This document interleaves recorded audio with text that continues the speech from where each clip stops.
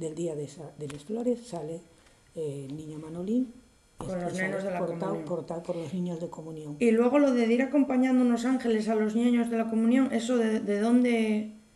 Yo eso no te lo puedo decir porque yo, como a mí me vestían de ángel, Siempre os tocó. íbamos de ángel. Y El no día, el sabéis día muy de las bien. flores siempre íbamos de ángel, y además íbamos tirando pétalos de rosa, de aquellos rosas pequeñines que hay veces que hay como silvestres que son tan guapes, y desgranábamos todos los pétalos y poníamoslos y íbamos tirando, y los salíamos de la iglesia tirando pétalos de rosa, pero no, yo no sé por qué, pues porque éramos los ángeles de la ¿Y de qué la Virgen, erais? ¿no? ¿Los que habéis también comulgado años anteriores, entiendo? No. Íbamos incluso yo creo que desde bien pequeños. Yo tengo recuerdo, bueno, desde bien pequeños, pues a lo mejor de 5 o 6 añinos. Comulgábamos con 7, tampoco era que hubiera una diferencia.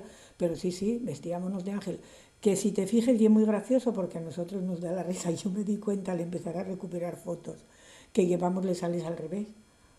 Ya, claro, Llevamos a el ver. pico para arriba. Sí, pero Porque bueno. claro, a ver, nosotros traíamos los trajes de Gijón, Y ya. traíamos los rosarios. Siempre me acuerdo, Rosarito, una señora que era familia de aquí de Tazones y vivía en Gijón, Sí. y yo no sé de dónde los traía, pero sé que ella era la encargada de traer los trajes, y luego ya empezamos a hacer la túnica y les sales, claro, tenían que traerles, no lo teníamos. Claro. Y no sé por qué razón están puestos Pues al revés. coincidiría, sí, No, sí, no sí. coincide, que pensaríamos, no que sé, eran así. no, que se sujetaban, no sé, es que no tengo ni idea ni cómo nos vestían los de ángel. Ya. Y era muy guapo, la verdad es que veíase muy guapo, sí, a nosotros, bueno, ilusionamos.